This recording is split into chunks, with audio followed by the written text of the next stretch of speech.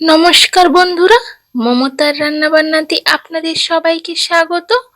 আপনারা সবাই কেমন আছেন? আশা করি ভালো আছেন, আর আমিও অনেক ভালো আছি। আজকে তাল দিয়ে এমন এক দুর্দান্ত স্বাদের পিঠের রেসিপি বানিয়ে দেখাবো, যেটি মুখে দিলেই অমৃত মনে হবে। এই রকম পিঠে রেসিপি আগে হয়তো খেয়ে দেখেননি, একবার বাড়িতে বানিয়ে দেখবেন, সত্যি দুর্দান্ত স্বাদের হয়। তো চলুন ভিডিওটি শুরু করা যাক। তো প্রথমেই একটি কড়াই বসিয়ে দিয়েছি গ্যাসের উপরে। এবার তাতে আমি দুটো নারকেলকে কুড়িয়ে নিয়েছি।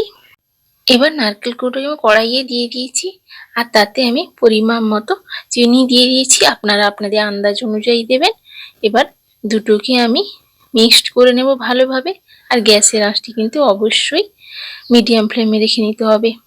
এবার হালকা চিনিটা মেল্ট হয়ে এলে আর নারকেলটা হালকা ভাজা হয়ে এলে এগুলোকে নামিয়ে নিতে হবে। এবার আবার একটা অন্য কড়াই বসিয়ে দিয়েছি। এবার তাতে আমি 500 গ্রাম সুজি নিয়েছি। এবার সুজিটাকে আমি হালকা ভাবে ভেজে নেব 1 থেকে 2 মিনিট ধরে। আর গ্যাসের আঁচটি কিন্তু অবশ্যই লো ফ্লেমে রাখতে হবে, হালকা গরম করে একটু তুলে নিতে হবে। তো সুজিটাকে আমি ভেজে নেব 2 মিনিট। তো এখানে আমার 2 মিনিট ভাজা হয়ে গেছে। এবার এটাকে আমি তুলে নেব। এবার ওই কড়াইয়ে আমি দিয়ে দেব আগে থেকে বের করে রাখা তালের মাড় বা তালের পাল্প। তো পরিমাপ অনুযায়ী দেবেন, আমি এতটা পরিমাণ দিয়েছি। এবার এটাকে আমি হাই ফ্লেমে ভালো করে ফুটিয়ে নেব, যাতে এতে তেতো না হয়ে যায়। অনেক তালের মাড় থাকে তেতো হয়, তাই জন্য ফুটিয়ে নিলে সেটা আর তেতো থাকে না। তো এখানে আমি ভালোভাবে ফুটিয়ে নিয়েছি হালকাভাবে। এবার আমি ওই ভেজে রাখা সুজিটাকে দিয়ে দিলাম।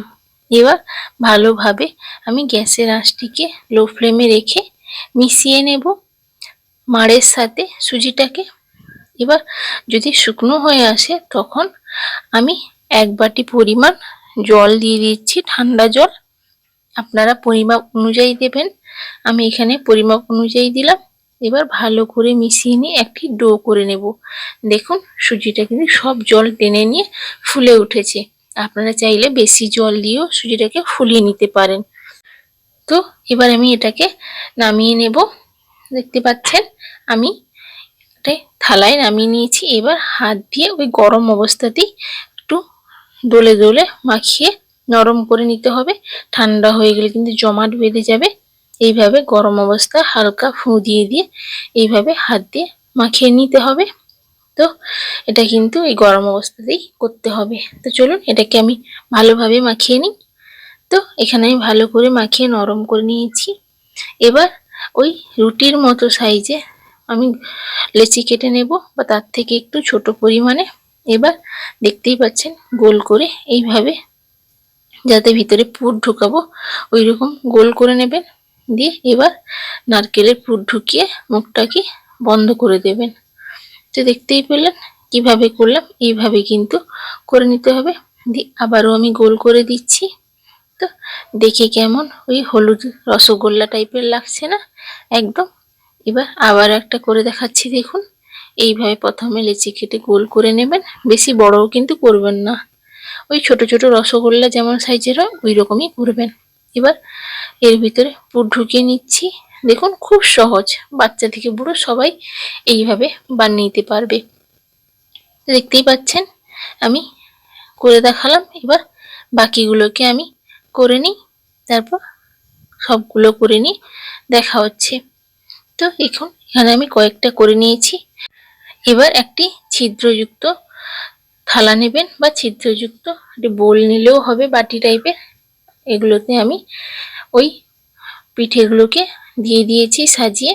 বেশি চাপাচাপি করে কিন্তু দেবেন না, এইভাবে হালকা ফাঁকা থাকবে যাতে সুজিটা ফুলে ওঠে হালকা। এবার আগে থেকেই আমি গ্যাসে কড়াই বসিয়ে তাতে অর্ধেক পরিমাণ জল গরম করতে বসিয়ে দিয়েছিলাম। এবার জলটা গরম হয়ে গেছে। এবার স্ট্যান্ড বসিয়ে তার উপর ওই ছিদ্রযুক্ত থালাটি দিয়ে আমি এটা ঢাকা দিয়ে রেখে দেব 4 থেকে 5 মিনিটের জন্য, লো টু মিডিয়াম ফ্লেমে। যারা যারা আমার চ্যানেলে নতুন আছো তারা অবশ্যই কিন্তু চ্যানেলটিকে সাবস্ক্রাইব করে নেবে এই রকম নতুন নতুন রেসিপি দেখার জন্য। আর এই ভিডিওটি যদি ভালো লেগে থাকে লাইক করতে কিন্তু ভুলে যাবেন না। তো এখানে আমার 5 মিনিট হয়ে গেছে। এবার ঢাকনাটি খুলে আমি ওই ছিদ্রযুক্ত থালাটিকে নামিয়ে নেব ছাড়াশির সাহায্যে। এবার ওই থালা দিয়ে সবগুলো নামিয়ে আবারও ওই থালাটি বসিয়ে দিয়ে বাকি পিঠেগুলোকেও আমি একইভাবে সবগুলোকে করে নেব। তো চলুন বাকিগুলোকে আমি একইভাবে করে নিই, সবগুলো হয়ে যাক, তারপর দেখা হচ্ছে। এবার অন্যদিকে আমি একটি গ্যাসে কড়াই বসিয়ে দিয়ে তাতে 1.5 লিটার পরিমাণ গরুর দুধ দিয়ে দিয়েছি। আপনারা চাইলে পাউডার দুধও দিতে পারেন, বাট লিকুইড করে দিতে হবে। এবার তাতে আমি পরিমাপ অনুযায়ী চিনি দিয়ে দিচ্ছি। আমি এখানে 1 কাপ পরিমাণ চিনি দিয়েছি আর অল্প স্বাদ অনুযায়ী লবণ দিলাম, যাতে মিষ্টিটা ব্যালেন্স হয়ে যায়, অতিরিক্ত গা গোলানো মিষ্টি যাতে না হয়। এবার আমি 3টে এলাচও দিয়ে দিয়েছি যাতে সুন্দর গন্ধযুক্ত হয় আর স্বাদটাও সুন্দর আসে। এবার দুধটাকে আমি ভালোভাবে ফুটিয়ে নেব। তো ভালোভাবে যখন ফুটে আসবে তখন আমি ওই সুজি পিঠেগুলোকে আমি দিয়ে দেব। তো এগুলোকে দিয়ে আবারও আমি 4 থেকে 5 মিনিট মিডিয়াম ফ্লেমে রেখে ভালো করে ফুটিয়ে নেব। আর কিন্তু ঢাকা দেবেন না, এইভাবে নাড়াচাড়া করে কিন্তু 4 থেকে 5 মিনিট ফুটিয়ে নিয়ে যতক্ষণ না দুধটা একটু গ্রেভি হয়ে আসছে ততক্ষণ অবধি ফুটিয়ে নিতে হবে। তো এখানে আমার গ্রেভি হয়ে গেছে আর দেখতে কতটা সুন্দর লাগছে, দেখুন একদম পায়েসের মতো লাগছে। তো এইভাবে একবার বাড়িতে বানিয়ে দেখবেন, দুর্দান্ত স্বাদের হয়। তো আমি প্লেটের উপরে কিছুটা ওই কালো কিশমিশগুলো আমি ছড়িয়ে দিয়েছি ডেকোরেশনের জন্য। তো দেখতে কতটা সুন্দর লাগছে তাই না? একদম অতুলনীয় স্বাদের হয়। বাড়িতে একবার এইভাবে বানিয়ে দেখবেন, কথা দিচ্ছি সবাই খুব প্রশংসা করবে। তো কেমন লাগলো ভিডিওটি অবশ্যই কমেন্ট করে জানাবেন, ভালো হয়েছে কি খারাপ।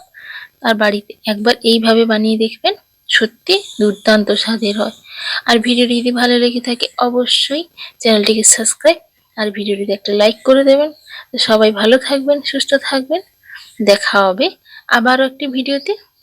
ততক্ষণের জন্য টাটা।